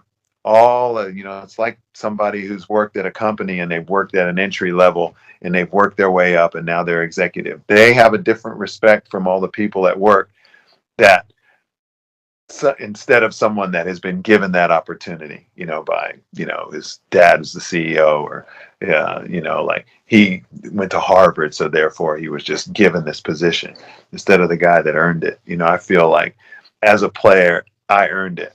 I earned it because I got a chip on my shoulder because people said I would never be as good as my brother. Okay, I'm going to prove them wrong. All right, I'm like of mixed race, so I didn't really fit in Compton, and I didn't really fit in when we moved to a white neighborhood and got, people wouldn't let me in their house. The parents were like, oh yeah, like he's, he can't come in. Like I took that with a chip on my shoulder. Like, oh yeah, who's this light skinned guy? What are you, a Mexican or something like that? Oh, guys wouldn't pick me. I was like, yeah, you know what? I'm gonna play. So next when I come back from college and learn all this stuff, I'm gonna walk into an all black gym and I'm gonna dominate. I'm gonna kill these cats. Disrespected me when I was younger, just because of the color of my skin. I got, yeah, chip on my shoulder. I'm a nice guy, but I have a tremendous chip on my shoulder. And I'm fueled by people underestimating me. Well, and that's sort of where it can lead to. I mean, you started out talking about the intricacies of the game, like your knowledge of the game, studying the players that came before you. I mean, the great ones in your time, who you're playing against, research all that, and you're actually applying it. You're finding your way. You're finding your own technique, how you play, and then the mental game. And then, like you're saying, with all the adversity and the negativities, and like obviously back then, racism was way bigger than what it is in many aspects now. But that pressure as well. You use it and turn the negative to a positive. I mean, and use it as fuel. Okay, that's great. That's great. Okay, I got a couple more questions from Muzz. Uh, which players or teams did you find the toughest to compete against, and why? There was a guy named Jerry Everett that I struggled with. He was like 6'5", and he's athletic. He played for Newcastle, and there were, like I talked to Phil Smythe about it, and he was like, I never had any trouble with him, and but yeah, for some reason, he just seemed like he'd go harder at me than he did at other people. Yeah, so I struggled with Derek Rucker too. When he first came into the league his first year, he's just and he was the focal point of their offense, and they used to set these just impromptu screens all over the court. And yeah, I struggle with Derek. Yeah, What about teams. Adelaide was tough when we first came. We had beat them. It was on my birthday, as a matter of fact. We beat them at our place, but they had so many weapons. They had, Al Green, of course, and Daryl Pierce, one of the best shooters ever to play in the game. And they just had a roster. Bill Jones, he played at the University of Northern Iowa, so I'd seen him play in college. So they were tough too. They weren't just a talented team. They were tough, like they're physical and they were mean, like it's like they wanted to run into you. They wanted a physical confrontation, so that made them tough. Perth was always tough, a team with Tiny Pender and James Crawford. They were big and they were mobile, and and they were, they could break a game wide open. Ricky was tough too. I only played against Ricky a couple of times. He got the better of me the first time I played against him. And then I got injured the second time we played against him in 90. That was the first time he was in the league, was in 90. But Butch Hayes was tough too. I played against Butch in high school. Depending on who you spoke to, Ralph Jackson was the best guard in the state of California. He went to UCLA. Didn't make it in the NBA, wasn't quick enough, and didn't shoot the ball well. But Butch, it was either Butch or myself. It was the second best guard in the state of California, and we had some great battles. And he was super versatile, like he could score. He was long. He was athletic. Of course, Andrew Gaze was tough. He's deceptively tall, 6'7", shoot the eyes out of it. Every offense, every option was through him, so he was tough to guard. Everybody, knew how to find him. Yeah, that was pretty much. I mean, there were other guys that were tough guard, but those were the toughest ones for me. Yeah, tough teams. I would say Adelaide and Perth. Yeah, and that would have been what year? Adelaide early, kind of 86 through 89, then their guys started getting a little older. Peter Ally played on the Australian team, but by the time I came, he was in his 30s, but he was still tough when I first got into the league.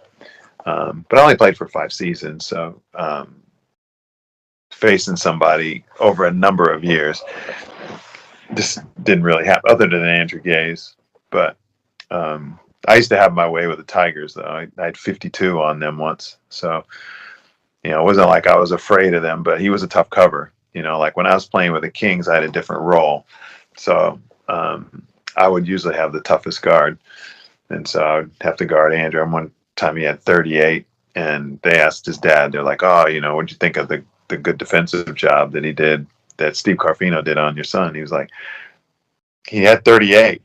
And so when I came into the press conference after that, they said, "Oh, this is what Lindsay said." And I was like, "Yeah, fair enough." But if I wasn't on him, he probably would have had 60 tonight. He's that type of player. Yeah. So I was more of a distributor with the Kings, and we had a better team. Had a lot more depth, and I had Damian Keough as a sharpshooter, and we had the Dalton brothers, and Mark Ridlin was get the ball into him in the low post, and we had a lot of weapons on that team. So yeah, I averaged like maybe 19 or something like that. But we won a lot more, so I was a lot happier to be surrounded with good players. Yeah, I enjoyed my years with the Kings. Yeah. Cool. Yeah. Next question. Looking back, is there anything you would have done differently in your career? Good question. I think that when you said that, all of a sudden you went to a. Excuse me for a second. I got to answer this one. This is a very good question. Drinks break. When you said that about me going to a sporting goods store, I would have done that differently. I would have persevered longer, played the CBA, and gave myself a chance to crack it in the NBA, even though the CBA is different. And the pathway to the NBA, there's a lot more pathways there. But I was playing some good basketball back then.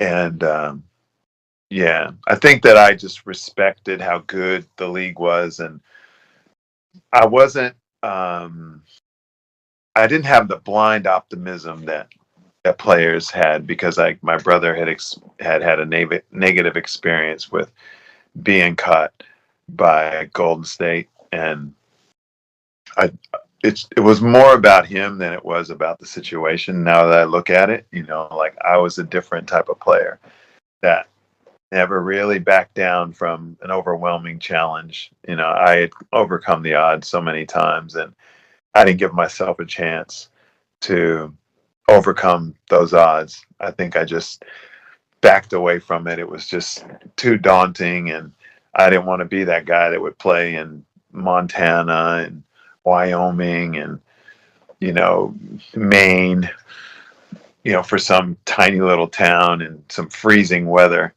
I just thought, no, I'm going to be realistic about this. I've got an opportunity where somebody's offered me a great opportunity to make some money, and yeah, and it only lasted like a year, and then I got the opportunity to come to Australia, and I did it. And so, I mean, I don't have, when I say regrets, because I wouldn't have had the children that I have. I wouldn't have, been with my partner now, now that, like the first marriage didn't work out. I wouldn't have had any of this stuff. I've had a magnificent life. So I don't regret it like that. But basketball wise, I think that I would have done it differently. That was the question too, right? Yeah. You said, yeah, so going into the sporting store after your getting cut from the Celtics, you would have handled that differently and sort of pursued basketball rather than yeah. And you were lucky. It sounds like you were lucky to get the call from Australia, whoever called you up. Yeah. I mean, and you jumped at the chance. Yeah, the guy that he had helped start the league, and he was from Des Moines, Iowa. And so he saw me play when I was on TV, when we were playing on the Iowa Television Network. So he thought, I'm going to take a guard. And most people didn't do that. They had big men. So there weren't that many American point guards in the NBL at that time. So I was coming up against Australian guards. And the only really decent one I thought was Phil Smythe, and he looked like an accountant, he had like the comb over. So I was like, they were like, the great Phil Smythe. I was like, him? But he was a good player, But his skills were amazing. Yeah. Like for Australia, I mean, he was in the '92 Olympics. I mean, playing against the Dream Team, so yeah. Yeah, and he was truly a general out on the court. He had great intelligence out there. IQ is like a coach out on the court. And he had great hands. He was like one of those guys, if there's a loose ball, it was his. If he could get his fingers on it, it was his. You know who else was like that? Dwayne McClain. Great hands. Great hands. He'd just come up with the ball in the crowd of people. He was somehow just was his. You know, Phil was like that as well. Yeah. So yeah, Phil was a tough player to play against too. I forgot about him. I can't believe I forgot about him. He knew the angles of the court. I scorched him the first time I played against him. I had like 30 at about 65%. And then we played him again. We lost to him that game. We played him again and we beat him at our place. It was one of the 9 wins that we had were against was the top of the table team was Canberra. We beat them. We beat Adelaide. We beat North Melbourne, like when they had Scott Fisher and stuff. We had some pretty big scalps that year. It was hard. I don't think we won one game on the road that year in '86. It was tough too because the refs didn't believe that we should be beating teams, and there was always local refs, before they had, enough money to fly them around. Not saying they were cheating, but like if it takes a good ref not to give the call that the crowd is kind of calling for, like somebody falls over, it's a charge, I'm like, he just ran into me, I fell down, crowd's going nuts, but it's not a charge, that type of thing. But yeah, Phil was tough, wherever you played against him. If you played against him, he would play you different the next time. Like every time you played him, you had to be ready for the adjustments that he's made against you. And he was great at forcing you to his teammates. Yeah. Yeah, he was good. Great. Yeah. True professional for sure. Phil Smythe. Oh yeah. Australian legend. Okay, so the last question of Muzz, he wanted to ask you, what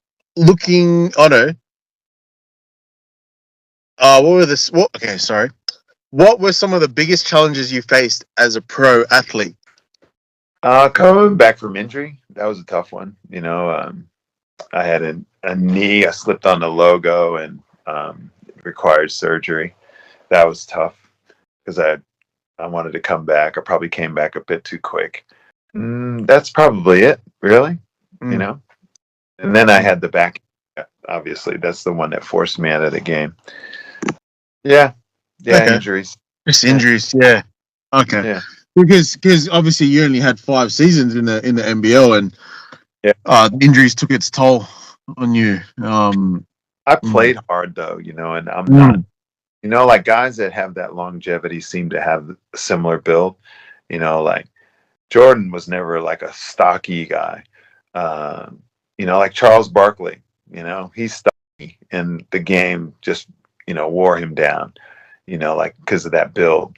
And I felt like I kind of had that build, I was always pounding. It's like Rafael Nadal doesn't have like Djokovic's, frame, so he tends to carry injuries, because of it does a constant pounding and grinding. And I had that kind of pound and grind body and a pound and grind game, which takes its toll on your body, so I've had surgery on my neck, my knees, I've had ankle surgery. So, yeah. And, I never really talk about your injuries, but, you're playing games and you're undersized and, you're not having the pop to get through that tiny gap. You can adjust and be as smart as you want, but, if your body's breaking down, it tends to be a short-lived career. Right. So let's just sort of finish off. Just a couple more questions about the NBL. So what is the future of the NBL? It's we now have that Rising Stars. What is it? What is it? Program? Program. Sorry, that's the word I was looking for. The Rising Stars program. So Carmelo Anthony's has a stake in that. I think it means big things for the NBL for sure. Yeah, I think that the playing field's always going to have to change now. With all the technology and, and all the other leagues that are trying to get their piece of the talent and the pie and the revenue and the exposure, I think that you have to be willing to constantly change, And I think that Larry Kesselman and the NBL have done a great job of changing with the times. Um, but I think because of that, that what they've done is the NBL is like a springboard into the NBA for a lot of players, like not just imports, but, the top Australian kids, that are thinking about college ball or thinking about, I might play with the Kings for a couple of years, like Alex Tui, and then just try his craft at the NBA. So it's like a springboard into the NBA. And I think the problem with that, and whenever there is a solution for something to get better, it brings a whole new set of problems. And I think that the biggest problem that brings is that you don't have players that the fans are familiar with. Like they might buy a jersey that has Adams on the back, and he guided them to a championship, or Cooks, and he goes and plays in the NBA with the Wizards, and then he goes to Japan. And well, good for Sydney Kings fans that he's come back. But you don't have the Melbourne Tigers with Gaze and Copeland and Bradkey. You don't. That's like a thing of the past. I guess that's how the NBA is too. But it's such big money and such big excitement and crowds and great talent out there that people just follow players. But here, people kind of follow the team. And if the teams don't have recognizable names, I think it's difficult on the fans to be diehard fans of a team. And I think that, that the talent is way better in the league because it is a springboard into the NBA. But I think what suffers is the fans aren't familiar with the players, and it takes them a while to get used to it, and then they move on to, their next big paycheck or their next opportunity, what they feel is going to be the best way to get them into the NBA, which might not be the Sydney Kings anymore. It might be a team in China, or it might be a team in Korea, or it might be a team in the G League.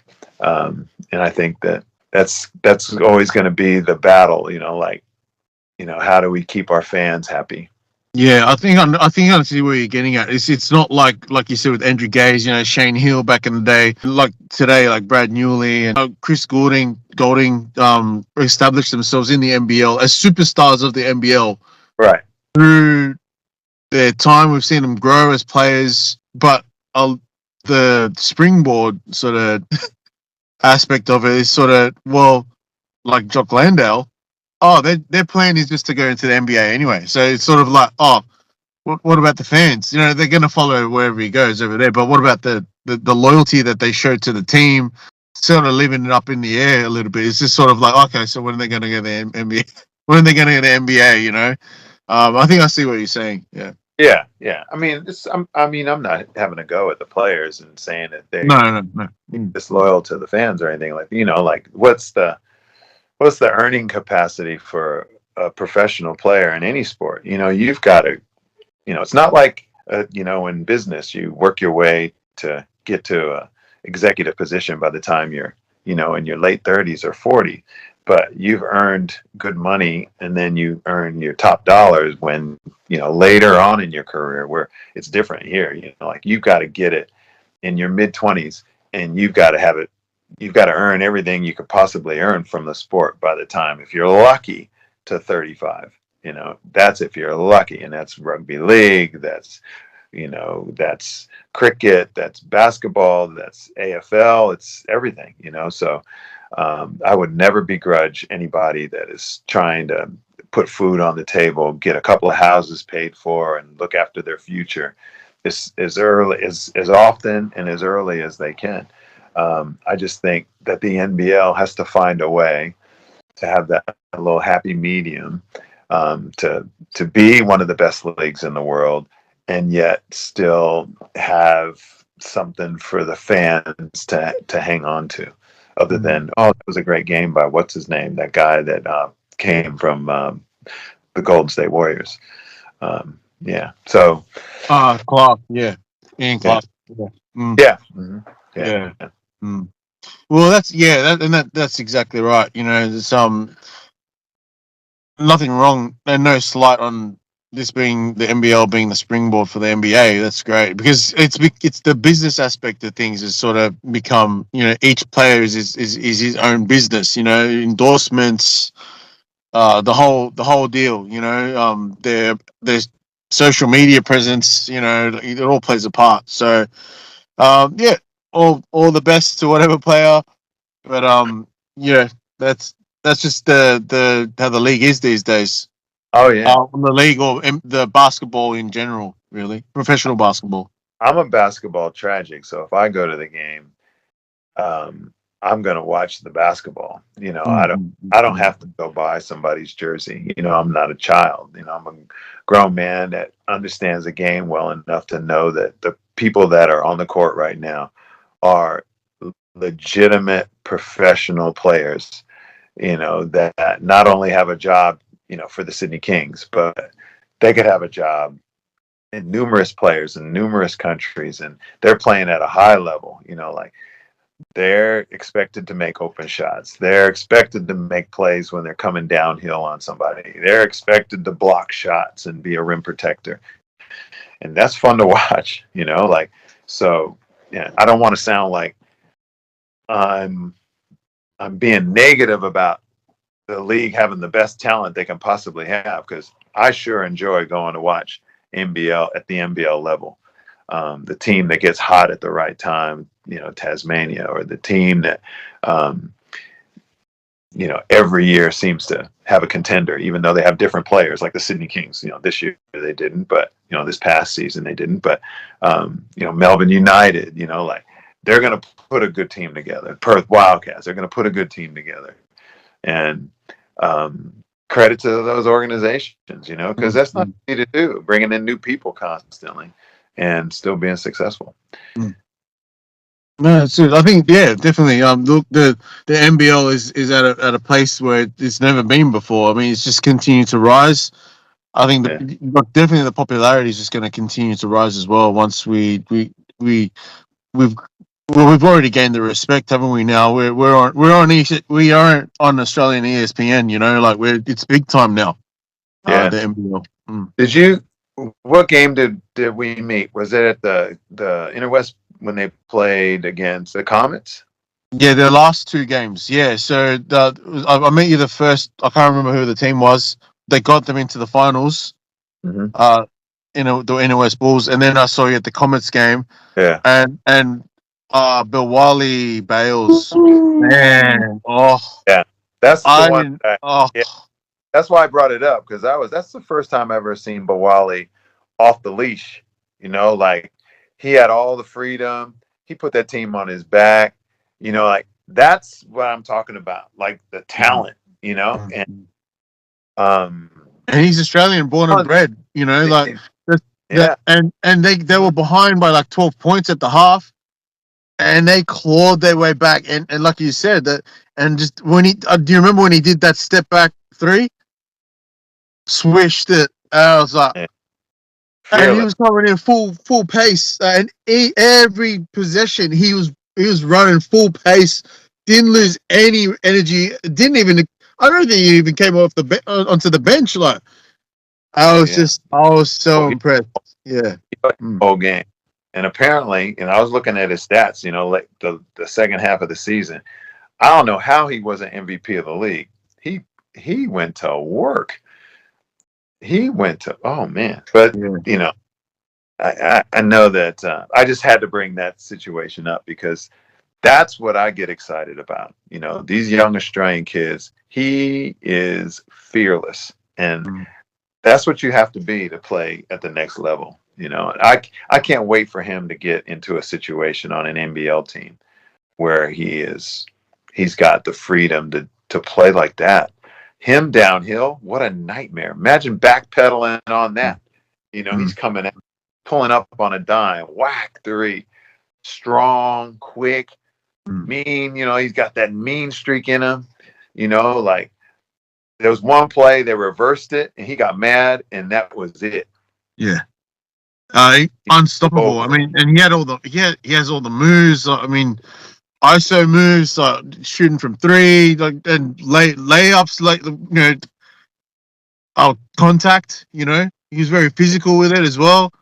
Yeah. He was fearless, and It's, then the Bulls, unfortunately, they lost their confidence. He stripped them of all their confidence, and then they just took over, bulldozed them at the end. You know, oh, I was so. But Wally Bales, I'm such a fan now. yeah. Like ever since that, I didn't know who he was until then, but I'm 100% a fan of that guy, that player. And it's funny because I was supposed to interview Alex Higgins Titcher and he's phenomenal as well. I mean, like he was the defensive player of the year in the NBL one last year, averaged 20 points per game this season, and now he's in the NBL for Cairns Time Pans. You know, like he got an opportunity, but when I was asking him a question, I did interview him, but the quality wasn't that great. So, and I've got a professional mic now, so I'm always ready. But anyway, what he